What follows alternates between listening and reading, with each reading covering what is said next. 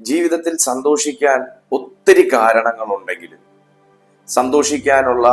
സന്തോഷിപ്പിക്കാനുള്ള ആൾക്കാർ നമുക്ക് ചുറ്റുമുണ്ടെങ്കിലും മനസ്സ് അല്ലെങ്കിൽ നമ്മുടെ ഉള്ളം എപ്പോഴും കരഞ്ഞുകൊണ്ടിരിക്കുന്ന ഒരവസ്ഥ.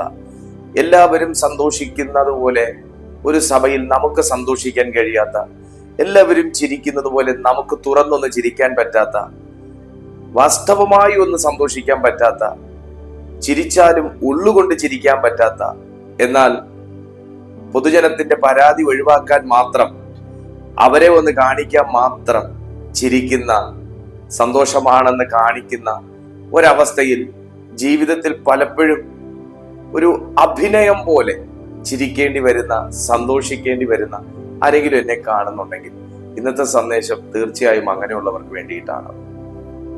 എനിക്ക് അങ്ങനെയുള്ള ആൾക്കാരെ അറിയാം. അതായത് അവരെ സന്തോഷിപ്പിക്കാൻ ആൾക്കാരുള്ളപ്പോൾ, നല്ല ചുറ്റുപാട്, ജീവിക്കാനുള്ള നല്ല ചുറ്റുപാടുകൾ എല്ലാ രീതിയിലും ഉള്ളപ്പോൾ, നല്ലൊരു സന്തോഷമുള്ള ഒരു സഭയിൽ അവരായിരിക്കുമ്പോൾ പോലും എപ്പോഴും ദുഃഖത്തിന്റെ ഒരു മുഖം, എല്ലാവരും ചിരിക്കുമ്പോൾ ഒരു കാരണവും ഇല്ലാതെ ഉള്ളിൽ കരയുന്ന ഒരവസ്ഥ, ഒറ്റയ്ക്കിരിക്കുമ്പോൾ എപ്പോഴും കണ്ണ് നിറയുന്ന ഒരവസ്ഥ, ഒരു കാരണവും ഇല്ലെങ്കിലും കരയുന്ന ഒരവസ്ഥ, ഇങ്ങനെയൊക്കെയുള്ള ഒരുപാട് ആൾക്കാരുണ്ട്. നിങ്ങൾ ഈ ഒരു കാര്യത്തെ ചെറുതായി കാണണ്ട, നിങ്ങൾ അതിനെ അല്പം വലുതായി കാണാൻ തയ്യാറാകണം. കാരണം അതൊരു സ്ഥിതിയാണ്, അതൊരു ഭാവിയല്ല. നിങ്ങൾ അങ്ങനെ അനുഭവിക്കുന്ന ഒരു വ്യക്തിയാണെങ്കിൽ അതൊരു സ്ഥിതിയാണ്, അത് നിങ്ങളുടെ ഭാവിയല്ല. നിങ്ങൾ അങ്ങനെ തന്നെ തുടർന്നു പോകണമെന്ന് ദൈവം ആഗ്രഹിക്കുന്നില്ല, എന്നാൽ അതൊരു സ്ഥിതിയാണ്. ആ ഒരു സ്ഥിതിയെ ഭേദം വരുത്താൻ ദൈവത്തിന്റെ പരിശുദ്ധാത്മാവ് ഈ പുതുവർഷത്തിൽ ആഗ്രഹിക്കുകയാണ്. അതുകൊണ്ട് ഇന്ന് ഈ കേൾക്കുന്ന സന്ദേശം, ഒരു 10 മിനിറ്റുള്ള ഈ സന്ദേശം നിങ്ങളുടെ ഭാവി മാറ്റും. ഞാൻ നിങ്ങൾക്ക് ഉറപ്പ് തരുന്നു, ഈ സന്ദേശത്തിൽ പറയുന്നത് പോലെ നിങ്ങൾ സ്റ്റെപ്പ് വെക്കുകയാണെങ്കിൽ തീർച്ചയായിട്ടും നിങ്ങളുടെ ജീവിതത്തിൽ വലിയ അളവിലുള്ള മാറ്റം ഉണ്ടാകും. പ്രിയപ്പെട്ട സഹോദരങ്ങൾ, ഈ വീഡിയോ ഇപ്പോൾ തന്നെ ഒന്ന് ലൈക്ക് ചെയ്ത് നിങ്ങൾക്ക് അറിയാവുന്നവർക്കൊക്കെ ഒന്ന് ഷെയർ ചെയ്ത് കൊടുത്ത് ഈ ചാനലും കൂടെ നിങ്ങളൊന്ന് സബ്സ്ക്രൈബ് ചെയ്താൽ നമ്മുടെ ഈ വീഡിയോ വലിയ സക്സസിലേക്ക് എത്തും. കാരണം ഞാൻ ഓരോ കാര്യങ്ങളും ദൈവത്തോട് ചോദിച്ച് പ്രാർത്ഥിച്ചും വാങ്ങിയാണ് നിങ്ങളിലേക്ക് എത്തിക്കുന്നത്. അല്ലാതെ എവിടെയെങ്കിലും ഒക്കെ ഒന്ന് തപ്പിയെടുത്ത് അങ്ങനെയല്ല. ഞാൻ ചോദിച്ചും പ്രാർത്ഥിച്ചും വാങ്ങിയും അന്വേഷിച്ചും ഒക്കെയാണ് ഇത് നിങ്ങളിലേക്ക് ഞാൻ എത്തിക്കുന്നത്. അതുകൊണ്ട് ഈ വീഡിയോയ്ക്ക് മതിയായ ഒരു സപ്പോർട്ട് ദൈവമക്കൾ നൽകുക.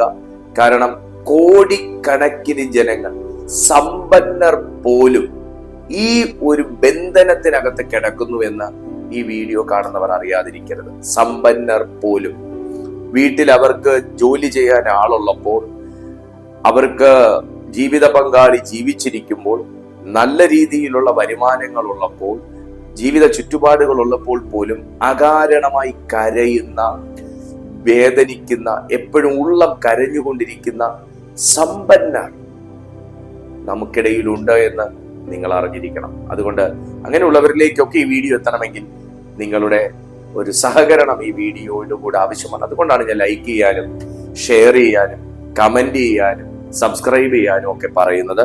നിങ്ങൾ അത് നല്ല ഉദ്ദേശത്തോടെ, ഇതുവരെയുള്ള സന്ദേശങ്ങൾക്കും നിങ്ങൾ തന്ന എല്ലാ പിന്തുണയ്ക്കും ഞാൻ നന്ദി പറയുകയാണ്. നമ്മുടെ സന്ദേശത്തിലേക്ക് നമുക്ക് പ്രവേശിക്കാം. എന്തുകൊണ്ടാണ് ഇങ്ങനെ ഒരു അവസ്ഥ ഒരു മനുഷ്യനുണ്ടാകുന്നത്? ബൈബിൾ അടിസ്ഥാനപ്പെടുത്തി പറയുകയാണെങ്കിൽ ഇത് ഒരു ദുഷ്ടാത്മാവിന്റെ പ്രവേശന ഫലമായി തന്നെ ഉണ്ടാകുന്ന ഒരവസ്ഥയാണ്. നിരാശ എന്ന് പറയുന്നത് സാത്താന്റെ ബൈ പ്രോഡക്റ്റ് ആണ്. ആങ്സൈറ്റി എന്ന് പറയുന്നത് സാത്താന്റെ ഒരു ബൈ പ്രോഡക്റ്റ് ആണ്. അതുകൊണ്ട് ഇതിനെതിരെ എങ്ങനെ നിൽക്കണം? സങ്കീർത്തനങ്ങളുടെ പുസ്തകം 42-ാമത്തെ സങ്കീർത്തനം 11-ാമത്തെ വാക്യത്തിൽ ഇങ്ങനൊരു വാക്യം നമുക്ക് കാണാൻ പറ്റും. നമുക്ക് കാണാപ്പാടമാണ്. എന്റെ ആത്മാവേ, നീ ഉള്ളിൽ വിഷാദിച്ച് ഞരങ്ങുന്നത് എന്ത്? ദൈവത്തിൽ പ്രത്യാശ വയ്ക്കുക, അവൻ എന്റെ മുഖപ്രകാശക രക്ഷയും എന്റെ ദൈവവുമാകുന്നു എന്നിങ്ങനെ ഞാൻ ഇനിയും അവനെ സ്തുതിക്കും. ഉള്ളിൽ വേദന വന്ന ദാവീദ് ആ ഉള്ളിലെ വേദന മാറിയിട്ട് സന്തോഷിക്കാമെന്നും ഉള്ളിൽ വേദന വരുന്നത് സ്വാഭാവികമല്ലേ എന്ന് കാണുകയും ചെയ്യുന്ന ഒരു സാധാരണക്കാരനായിട്ടല്ല ഇവിടെ സംസാരിക്കുന്നത്. പകരം ഒരു സത്യം മനസ്സിലാക്കുന്ന ഒരു ദൈവജ്ഞാനമുള്ള ഒരു മനുഷ്യനായിട്ടാണ്. എന്താണ് ഈ നിരാശയുടെ പ്രത്യേകത എന്താന്ന് ചോദിച്ചാൽ, അത് പലപ്പോഴും പുറത്ത് കാണാൻ പറ്റാത്തതും ഉള്ളിൽ സംസാരിക്കുന്നതുമാകുന്ന ഒരു സ്ട്രക്ചറാണ് നിരാശയ്ക്കുള്ളത്.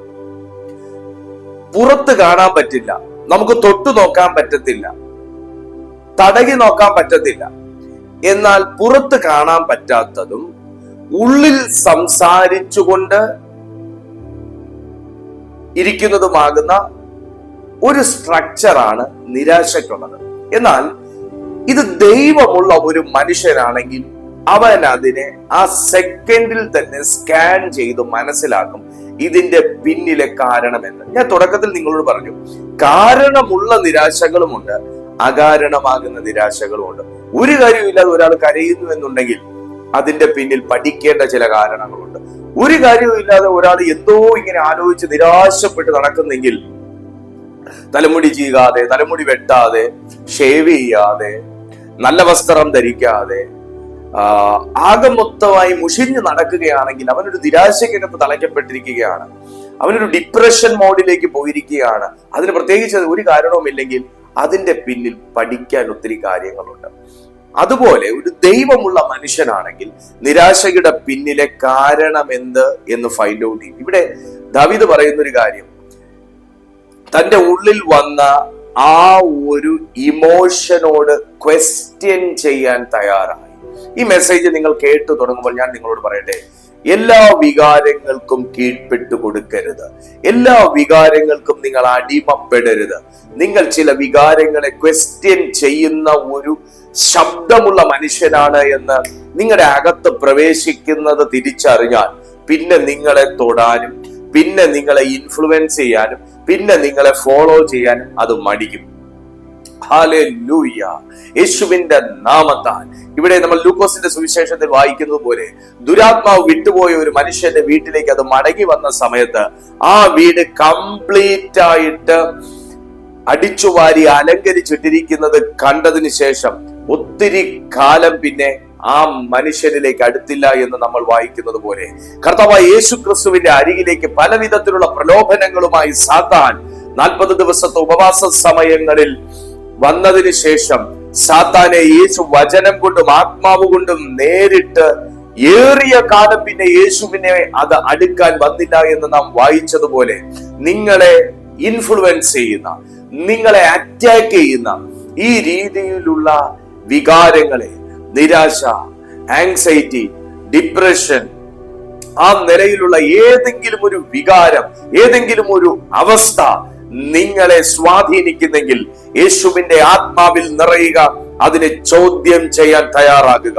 ഒന്ന് താഴെ ടൈപ്പ് ചെയ്യാമോ? ഇന്നു മുതൽ എന്റെ വളർച്ചയ്ക്കെതിരെ എന്നെ കീഴ്പ്പെടുത്താൻ ശ്രമിക്കുന്ന എല്ലാ വികാരങ്ങളെയും ഞാൻ ദൈവാത്മാവിൽ ചോദ്യം ചെയ്യും. എന്റെ വളർച്ചയെ തടയാൻ ശ്രമിക്കുന്ന, എന്റെ സന്തോഷത്തെ കെടുത്താൻ ശ്രമിക്കുന്ന, എന്റെ സമാധാനത്തെ കെടുത്താൻ ശ്രമിക്കുന്ന, എന്നെ സന്തോഷിക്കാൻ അനുവദിക്കാത്ത, സുഖമായി ഒന്ന് ഉറങ്ങാൻ അനുവദിക്കാത്ത, എന്റെ ചിന്തകളെ ഭരണം നടത്തുന്ന എല്ലാ ദുഷ്ടാത്മ ശക്തികളെയും ഞാൻ ഇന്നു മുതൽ ദൈവാത്മാവിൽ ചോദ്യം ചെയ്യും. ഒന്ന് ടൈപ്പ് ചെയ്താട്ടെ, നിങ്ങൾക്ക് പറ്റുന്നത് പോലെ. വലിയ സെന്റൻസ് ആണെന്ന് അറിയാം, എങ്കിലും നിങ്ങൾക്ക് പറ്റുന്ന പോലെ ഒന്ന് ടൈപ്പ് ചെയ്താട്ടെ. യേശുവിന്റെ നാമത്തിൽ പറയുന്നു, ദൈവം എന്റെ മുഖപ്രകാശക രക്ഷ. ഒന്ന് ടൈപ്പ് ചെയ്ത്, ദൈവം എന്റെ മുഖപ്രകാശക രക്ഷ, ദൈവം എന്റെ മുഖപ്രകാശക രക്ഷ. രണ്ടാമത്തെ കാര്യം നാം ചെയ്യേണ്ടത്, നിരാശ നമ്മളിലേക്ക് പ്രവേശിക്കുന്നത് അതൊരു സ്പിരിറ്റ് ആണ് ദൈവമക്കളെ. നിരാശ എന്ന് പറയുന്നത് ഒരു സ്പിരിറ്റ് ആണ്. ഡിപ്രഷൻ എന്ന് പറയുന്നത് ഒരു സ്പിരിറ്റ് ആണ്. ആ സ്പിരിറ്റ് നമ്മിലേക്ക് പ്രവേശിക്കുമ്പോൾ ദൈവ സന്നിധിയിൽ തുറന്ന് പറയാൻ നിങ്ങൾ തയ്യാറാകണം. സങ്കീർത്തനങ്ങളുടെ പുസ്തകം തന്നെ 62-ാമത്തെ സങ്കീർത്തനത്തിലേക്ക് നാം ഒന്ന് പോകുമ്പോ 62-ാമത്തെ സങ്കീർത്തനം 8-ാമത്തെ വാക്യം പറയുന്നു, ജനമേ എല്ലാ കാലത്തും അവനിൽ ആശ്രയിപ്പിൻ, നിങ്ങളുടെ ഹൃദയം അവന്റെ മുമ്പിൽ പകരുവിൻ. ദൈവം നമുക്ക് സങ്കേതമാകുന്നു. നിങ്ങളുടെ ഹൃദയം അവന്റെ മുമ്പിൽ പകരുവിൻ. ദൈവത്തിന്റെ മുമ്പിൽ തുറന്നു പറയാൻ തയ്യാറാകണം. നമ്മുടെ ഈ നിരാശ എന്ന് പറയുന്നത്, നമ്മൾ ചിലപ്പോ ആ നിരാശ പ്രവേശിക്കുന്ന സ്ഥലത്ത് വെച്ച് നമ്മളത് അറിയണമെന്നില്ല. നമ്മളൊരു ഫ്രണ്ട്സ് എല്ലാവരും കൂടെ ഒരുമിച്ച് കൂടുന്ന ഒരു സമയം, ആ സമയത്തിൽ ഏതെങ്കിലും ഒരു ഫ്രണ്ട് നമ്മളെ മോശപ്പെടുത്തി സംസാരിച്ചാൽ, അല്ലെങ്കിൽ നമ്മളൊന്ന് പരിഹസിച്ചാൽ, നമ്മളെ ഒന്ന് കളിയാക്കിയാൽ, ആ ഫ്രണ്ട്സിന്റെ ഇടയിൽ വെച്ച് നമ്മൾ ചിരിക്കും. അത് നമുക്ക് അപ്പുറം കാര്യമാക്കത്തില്ല. പക്ഷെ അതൊക്കെ കഴിഞ്ഞ് നമ്മൾ വീട്ടിലെത്തുമ്പോഴായിരിക്കും നമ്മളെ ഇങ്ങനെ അത് ട്രിഗർ ചെയ്യുന്നത്. അല്ല, എന്നാലും അവൻ അത് അവിടെ വെച്ച് അങ്ങനെ പറഞ്ഞല്ലോ, എന്നാലും അവരവിടെ വെച്ച് എന്നെ കണ്ടിട്ട് കാണാത്ത പോലെ നടന്നു പോയല്ലോ, എന്നാലും അവർ ആ കാര്യം ചെയ്തിട്ട് എന്നോട് പറഞ്ഞില്ലല്ലോ, എന്നാലും അവർ എന്നോട് അങ്ങനെ കാണിച്ചല്ലോ, ഞാൻ അവരോട് അങ്ങനെയാണ് തുടങ്ങി വീട്ടിൽ വരുമ്പോൾ നമ്മളെ ട്രിഗർ ചെയ്യുന്നു എന്നുണ്ടെങ്കിൽ, ഇതിന്റെ ഉത്ഭവ കേന്ദ്രം വീടല്ല, ഇതിന്റെ ഉത്ഭവ കേന്ദ്രം ഇത് സംഭവിച്ച സ്ഥലമാണ്. ഹല്ലേലൂയ. ഇതിനെ നമ്മൾ താലോലിച്ച് കൊണ്ട് നടക്കുകയാണ് എങ്കിൽ, ഇത് നമ്മുടെ അവസാനം വരെയും ഇത് ഒരളവിൽ നിന്ന് വളർന്ന് പല പല പല പല അവസ്ഥാവിശേഷങ്ങളിലേക്ക് നമ്മളെ എത്തിച്ചു കളയും. ഞാൻ ദൈവാത്മാവിൽ അവരോട് പറയുകയാണ്, ചില ഇടങ്ങളിൽ നിന്ന് നിങ്ങളിലേക്ക് കയറിയ വാക്കുകൾ, ചില ഇടങ്ങളിൽ നിന്ന് നിങ്ങളെ സ്വാധീനിച്ച ഓർമ്മകൾ, ചില സ്ഥലങ്ങളിൽ വെച്ച് നിങ്ങൾക്കുണ്ടായ ആഘാതങ്ങൾ, ചില ഇടങ്ങളിൽ വെച്ച് നിങ്ങൾ അനുഭവിച്ച തിരസ്കരണങ്ങൾ, ഇതൊക്കെ നിങ്ങളെ ഭരിക്കുന്നുണ്ടെങ്കിൽ, നിങ്ങളുടെ ഉറക്കത്തിൽ പോലും അത് നിങ്ങളെ അറ്റാക്ക് ചെയ്യുന്നുണ്ടെങ്കിൽ, ഒറ്റപ്പെടലിന്റെ സമയങ്ങളിൽ അത് ട്രിഗർ ചെയ്ത് ഓർമ്മയിലേക്ക് വന്നു കയറി നിങ്ങളെ കരയിക്കുന്നെങ്കിൽ, നിങ്ങളെ നിരാശപ്പെടുത്തുന്നെങ്കിൽ, യേശുവിന്റെ നാമത്തിൽ അതിനെതിരെ നിൽക്കാൻ തയ്യാറാകുക. പരിശുദ്ധാത്മാവിന്റെ ആ സാന്നിധ്യം ഇന്ന് ആരുടെയൊക്കെ മേൽ ഇത് പറഞ്ഞുകൊണ്ടിരിക്കുമ്പോൾ തൊടുന്നുണ്ട്. അവരെ അതിൽ നിന്ന് വിടിവിക്കാൻ, ആ ഒരു കയറിൽ നിന്ന് പൊട്ടിച്ചു കൊണ്ടുവരുവാൻ, ആ വിലങ്ങ് പൊട്ടിച്ച് അവരെ സ്വതന്ത്രമാക്കുവാൻ കർത്താവ് വരുന്നുണ്ട്. എന്നിട്ട് പറഞ്ഞുകൊണ്ടിരിക്കുമ്പോൾ എന്റെ ഉള്ളിൽ വരുന്നു, എന്റെ കൂട്ടുകാരിയുടെ വിവാഹം നടന്നു, എന്റേത് നടന്നില്ല. എന്റെ മകന് ജോലി കിട്ടിയില്ല, ആ മകന് ജോലി കിട്ടി, അവരങ്ങനെയായി, ഞാൻ ഇങ്ങനെയായി തുടങ്ങി, ഇങ്ങനെ പല രീതിയിലുള്ള ചിന്തകൾ കൊണ്ടിട്ട് നിരാശക്കകത്ത് കുടുക്കിയിട്ടിരിക്കുന്ന ചില ദൈവമക്കൾ ഈ മീറ്റിങ്ങിനകത്ത് അറ്റൻഡ് ചെയ്യുന്നുണ്ട്. ഞാൻ വളർന്നില്ല, അവര് വളർന്നു, ഞാൻ മെച്ചപ്പെട്ടില്ല, അവര് മെച്ചപ്പെട്ടു, ഞാൻ നന്നായില്ല, അവര് നന്നായി തുടങ്ങി പല രീതിയിൽ ജീവിതത്തിൽ നിരാശ കയറി. എന്റെ ബാധ്യത ഇതുവരെ ഒഴിഞ്ഞില്ല, അവരുടെ ബാധ്യത തീർന്നു, ഞാൻ വലിയ കടക്കാരിയായി, അവർ സമ്പന്നരായി തുടങ്ങി ഇങ്ങനെയുള്ള ചിന്തകൾ കൊണ്ട് നിരാശക്കകത്ത് തളയ്ക്കപ്പെട്ടിരിക്കുന്ന ചില ദൈവമക്കൾ, ദൈവം സ്നേഹിക്കുന്ന ചില ദൈവമക്കൾ ഈ മീറ്റിങ്ങിനകത്തുണ്ട്. കർത്താവ് നിങ്ങളോട് പറയുന്നു, അതിനെതിരെ നിൽക്ക്. ദാവീദ് ചോദ്യം ചെയ്തതുപോലെ അതിനെ ചോദ്യം ചെയ്യ്. എന്റെ മനമേ, നീ ഉള്ളിൽ വിഷാദിച്ച് ഞരങ്ങുന്നത് എന്ത്? അതിനെതിരെ ചോദ്യം ചെയ്യുക. യേശുവിന്റെ നാമത്തിൽ ദാവീദ് ചോദ്യം ചെയ്തു, എന്തിന് ഞരങ്ങുന്നു? ദൈവം എന്റെ മുഖപ്രകാശ രക്ഷ. കർത്താവ് പറയുന്നു, എന്തിന് നീ നിരാശപ്പെടുന്നു? ദൈവം നിന്റെ മുഖപ്രകാശക രക്ഷ. എന്തിന് നീ കരയുന്നു? ദൈവം നിന്റെ മുഖപ്രകാശക രക്ഷ. എന്തിന് നീ തളരുന്നു? ദൈവം നിന്റെ മുഖപ്രകാശക രക്ഷ. കർത്താവ് നിനക്ക് വേണ്ടി വലം കരം ചലിപ്പിക്കുന്ന ഒരാണ്ടാണിത്. ആമേൻ. തുറന്നു പറയുക. തുറന്നു പറഞ്ഞാൽ, ദൈവത്തോട് തുറന്നു പറഞ്ഞാൽ, ദൈവത്തോട് നിങ്ങൾക്കൊരു സുഹൃത്തിനെ പോലെ സംസാരിക്കാൻ കഴിഞ്ഞാൽ നിങ്ങളുടെ ഭാരങ്ങൾ ഒഴിവാകും. മൂന്നാമത്തെ കാര്യം, അടുത്ത കാര്യം, വചനം ശബ്ദത്തോടെ നിങ്ങൾ പ്രഖ്യാപിക്കുക. അതിനകത്ത് സൈക്കോളജിക്കൽ പോയിന്റും ഉണ്ട്, സ്പിരിച്വൽ പോയിന്റും ഉണ്ട്. കാരണം നിരാശ ബാധിച്ചിരിക്കുന്ന മനസ്സ് എപ്പോഴും നെഗറ്റീവായിട്ട് മാത്രമേ കമാൻഡ് ബ്രെയിനിലേക്ക് കൊടുക്കത്തുള്ളൂ. ബ്രെയിൻ തിരിച്ചങ്ങനെ കമാൻഡ് ചെയ്യത്തുള്ളൂ. എപ്പോഴും നെഗറ്റീവ് വാക്കുകൾ റിപ്പീറ്റ്. നിരാശ ബാധിച്ചിരിക്കുന്ന മനസ്സിൽ നിന്ന് നെഗറ്റീവ് കമാൻഡേ കൊടുക്കത്തുള്ളൂ. ബോഡിയുടെ ഏത് പാർട്ടിലേക്ക് നെഗറ്റീവ് കമാൻഡേ കൊടുക്കത്തുള്ളൂ. എന്നാൽ വിശ്വാസം നമ്മൾ പറയാൻ തയ്യാറായാൽ, വിശ്വാസത്തിന്റെ വചനങ്ങൾ പറയാൻ തയ്യാറായി, റോമർക്ക് എഴുതിയ ലേഖനം നമ്മൾ വായിക്കുമ്പോൾ നമുക്ക് അവിടെ കാണാൻ കഴിയുന്നത് റോമർ 10:10 ഇങ്ങനെ പറയുന്നുണ്ട്, ഹൃദയം കൊണ്ട്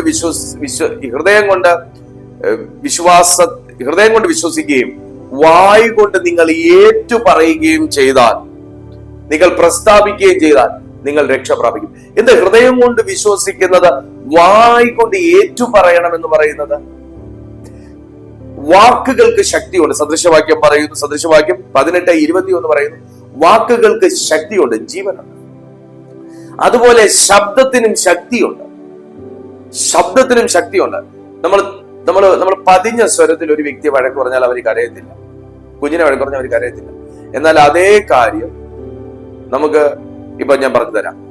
നമ്മൾ കുഞ്ഞിനോട് നീ എന്തുവാടാ ഈ കാണിച്ചത് എന്ന് അവനോട് ചോദിച്ചാൽ അവൻ കരയത്തില്ല. എന്തുവാടാ നീ അവനോട് കാണിച്ചത് എന്ന് ചോദിച്ചാൽ അവൻ കരയും. നിങ്ങൾ കരയണ്ട. കാര്യം പിടികിട്ടിയോ?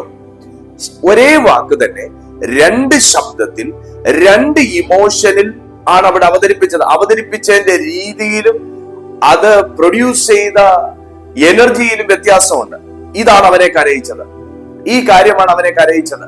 കാര്യം പിടികിട്ടും. വാക്കുകൾക്ക് ശക്തിയുണ്ട്, ശബ്ദത്തിന് ശക്തിയുണ്ട്. അതുകൊണ്ട് ഹൃദയത്തിൽ വിശ്വസിക്കുന്നത് വായ് കൊണ്ട് ഏറ്റുപറയണമെന്ന് പറയുന്നത്.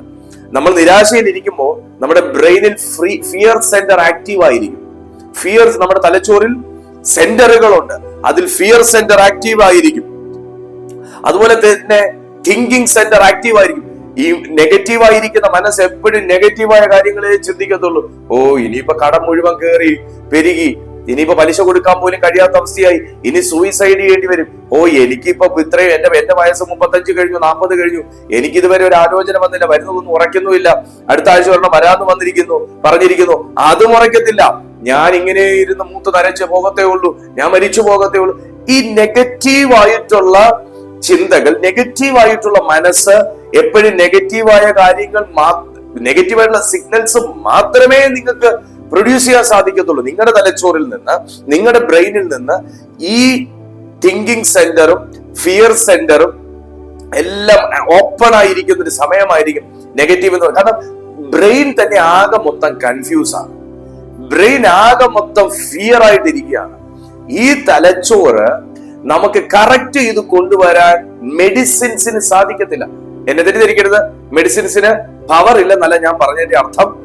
ഈ കാര്യങ്ങൾ നിങ്ങൾക്ക് റിക്കവർ ചെയ്യണമെങ്കിൽ നിങ്ങളൊരു സൈക്കോളജിസ്റ്റിന്റെ അടുത്ത് നിങ്ങൾ പോയാലും അവർ ഇത് തന്നെ പറയും, നല്ല കാര്യങ്ങൾ ചിന്തിക്കൂ, നല്ല കാര്യങ്ങൾ സംസാരിക്കൂ, നിങ്ങൾ ക്രിസ്ത്യാനിയാണെങ്കിൽ നിങ്ങൾ ബൈബിൾ വായിക്കൂ, നിങ്ങൾ പ്രാർത്ഥനകൾക്ക് അറ്റൻഡ് ചെയ്യൂ, നിങ്ങൾ മെഡിറ്റേറ്റ് ചെയ്യൂ.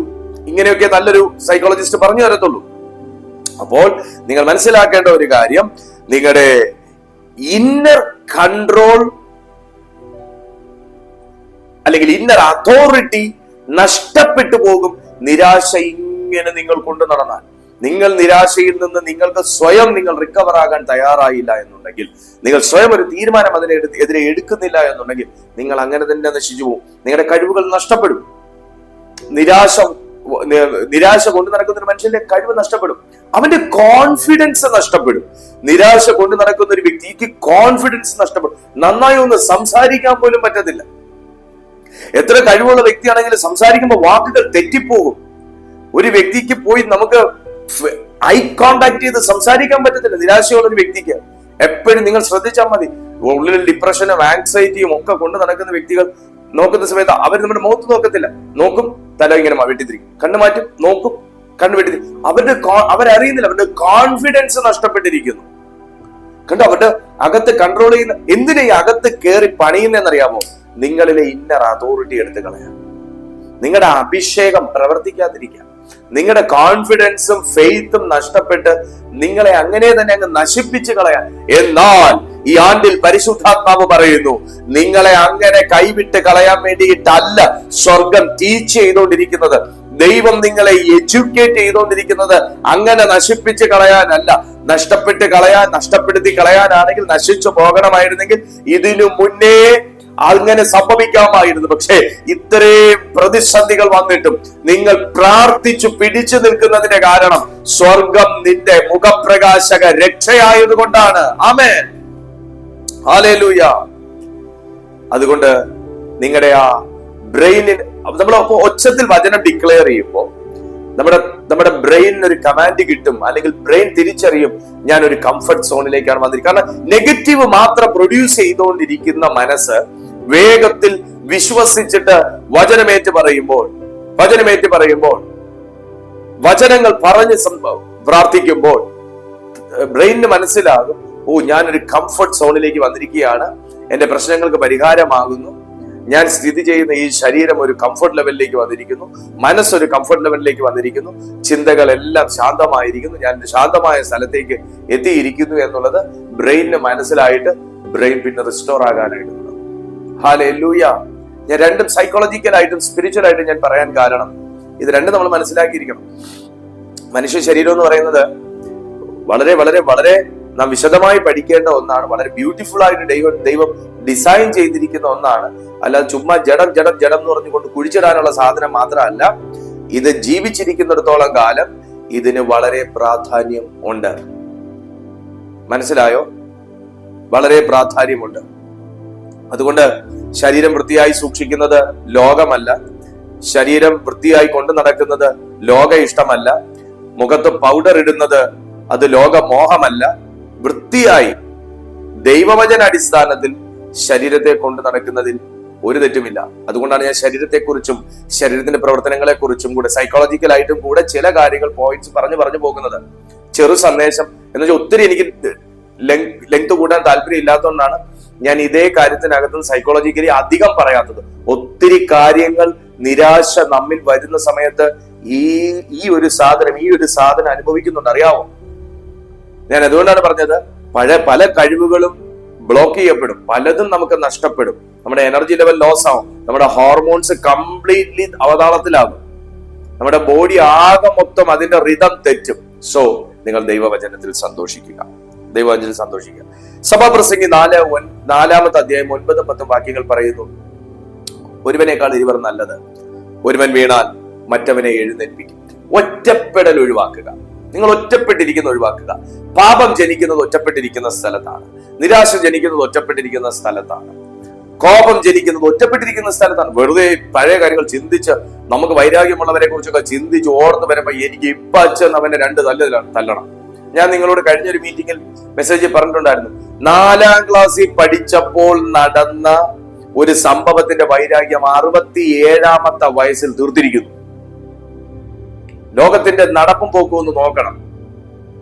പ്രബുദ്ധ കേരളത്തിന്റെ 4-ാം ക്ലാസ്സിൽ പഠിച്ചപ്പോൾ ഉണ്ടായ ഒരു വാക്ക് തർക്കത്തിന് വൈരാഗ്യം 67-ാമത്തെ വയസ്സിൽ തീർത്തിരിക്കുന്നു.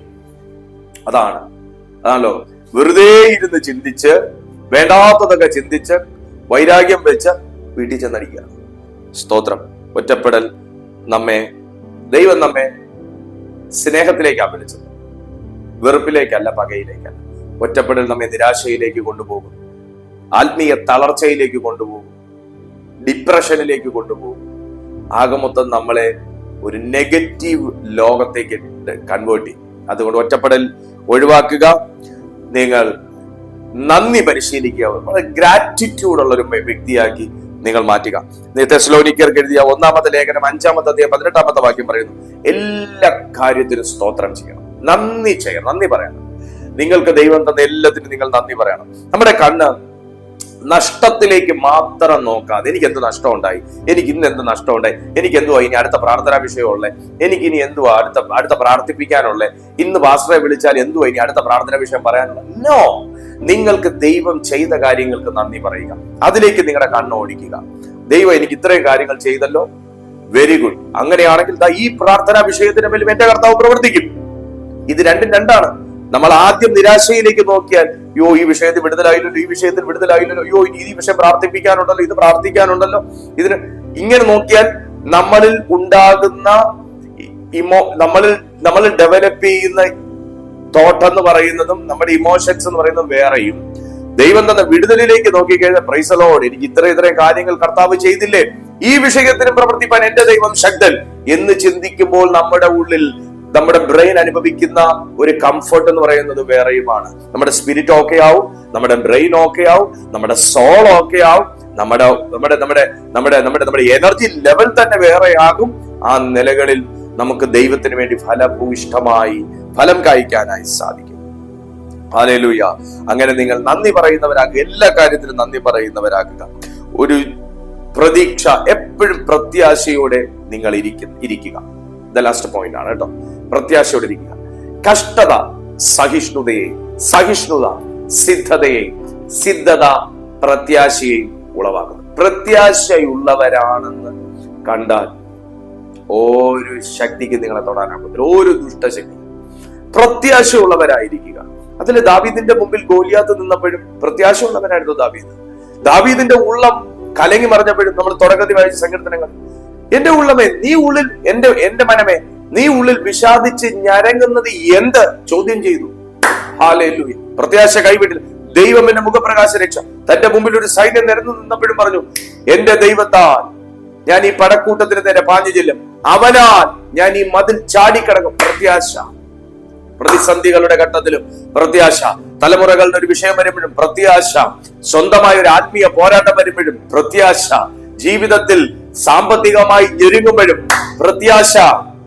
നാളെ നിങ്ങൾക്ക് ഒരു കാര്യം കൊടുത്തു വീട്ടാനുണ്ടെങ്കിലും പ്രത്യാശ. രോഗം വന്നാലും പ്രത്യാശ. അങ്ങനെ പ്രത്യാശ ഉള്ളവന്റെ ശരീരത്തിൽ അധിക സമയം പിടിച്ചു നിൽക്കാൻ സാധിക്കും. പ്രത്യാശ ഉണ്ടെന്ന് കണ്ടാൽ നിരാശയുടെ പിടിവിടും. ഹല്ലേലൂയ. പ്രത്യാശയുള്ളവനാണ്, അഭിഷേകമുള്ളവനാണ്, പ്രാർത്ഥിക്കാമെന്ന് ചിന്തിക്കുന്നവനാണ്, തീരുമാനിക്കുന്നവനാണ്, ദൈവസഭയുമായിട്ടൊക്കെ ബന്ധമുള്ളവനാണ് എന്ന് കണ്ടാൽ, അകത്ത് അങ്ങനെ ഒരു ചിന്ത വന്നാൽ തന്നെ നിരാശ എന്ന സാത്താനെ പിടിവിടും. ഹല്ലേലൂയ. അതുകൊണ്ട് ഇന്നു മുതൽ പ്രത്യാശ ഉള്ളവരായിരിക്കുക, നിരാശയെ മറികടക്കുക. കർത്താവ് നിങ്ങളുടെ ജീവിതത്തിൽ വലിയ അത്ഭുതങ്ങൾ, വലിയ കാര്യങ്ങൾ ഈ ആണ്ടിൽ ചെയ്യാൻ പോകുവാണ്. ഈ പുതുവർഷം തളർച്ചയുടെ വർഷമല്ല, ഈ പുതുവർഷം വളർച്ചയുടെ വർഷമാണ്. ഒന്ന് ടൈപ്പ് ചെയ്തേ, ഈ പുതുവർഷം തളർച്ചയുടെ വർഷമല്ല, ഈ പുതുവർഷം വളർച്ചയുടെ വർഷമാണ്. യേശുവിന്റെ നാമത്തിൽ അവണ്ണം ദൈവം നിങ്ങളെ വളർത്തും, നിങ്ങളെ ഉയർത്തും, ദൈവം നിങ്ങളെ മാനിക്കും, കർത്താവ് നിങ്ങളെ സഹായിക്കും. ക്രിസ്തുവിന്റെ തലയോളം ദൈവം നിങ്ങളെ വളർത്തും. നിങ്ങളെ കീഴ്പ്പെടുത്തിയ നിരാശയെ ഇന്നു മുതൽ നിങ്ങൾ കീഴ്പ്പെടുത്തും. പറയുക, യേശുവിന്റെ നാമത്തിൽ. ടൈപ്പ് ചെയ്യാൻ പറ്റുന്നവർ ടൈപ്പ് ചെയ്യുക, ഇന്ന് വരെ എന്നെ കീഴ്പ്പെടുത്തിയ നിരാശയെ ഇതാ ഇപ്പോൾ ഞാൻ യേശുവിന്റെ നാമത്തിൽ കീഴ്പ്പെടുത്തുന്നു എന്നൊന്ന് ടൈപ്പ് ചെയ്താട്ടെ. കർത്താവ് നിങ്ങളെ സഹായിക്കട്ടെ. വീഡിയോ അനുഗ്രഹമായി എങ്കിൽ ദയവായി ഒരു ലൈക്ക് കൊടുക്കുക. ചാനൽ ഇതുവരെ സബ്സ്ക്രൈബ് ചെയ്തിട്ടില്ലെങ്കിൽ സബ്സ്ക്രൈബ് ചെയ്യുക. മറ്റുള്ളവർക്കും കൂടെ ദൈവമക്കൾ കഴിയുന്ന എത്ര പേർക്കും സാധിക്കും അത്രയും പേർക്ക് വീഡിയോ അയച്ചു കൊടുക്കുക. അതുപോലെ തന്നെ എല്ലാ ദിവസത്തെയും സന്ദേശം നിങ്ങൾക്ക് വാട്സാപ്പിൽ ലഭിക്കാൻ ഈ വീഡിയോയുടെ താഴെ ഒരു വാട്സാപ്പിന്റെ കമ്മ്യൂണിറ്റി ലിങ്ക് കൊടുത്തിട്ടുണ്ട്. ആ കമ്മ്യൂണിറ്റി ലിങ്കിൽ ക്ലിക്ക് ചെയ്താൽ ഞങ്ങളുടെ കമ്മ്യൂണിറ്റിയിൽ ജോയിൻ ആകാം. എല്ലാ ദിവസത്തെയും വീഡിയോസ് നിങ്ങൾക്ക് വാട്സാപ്പിൽ ലഭിച്ചുകൊണ്ടേയിരിക്കും. കർത്താവ് നിങ്ങളെ സഹായിക്കട്ടെ. ഞങ്ങൾ നിങ്ങളെ ഓർത്ത് പ്രാർത്ഥിക്കും. നിങ്ങൾ ഞങ്ങളെയും ഞങ്ങളുടെ കൂട്ടായ്മയും ഓർത്ത് പ്രാർത്ഥിച്ചാട്ടെ. ദൈവം നിങ്ങളെ സഹായിക്കട്ടെ. അടുത്ത ദിവസം പുതിയൊരു സന്ദേശവുമായി ഒരുമിച്ച് കാണാം. അതുവരെ അത്യുന്നതന്റെ ചിറകിന്റെ കീഴിൽ കർത്താവ് നമ്മെ സൂക്ഷിക്കട്ടെ. God bless you and God be with you.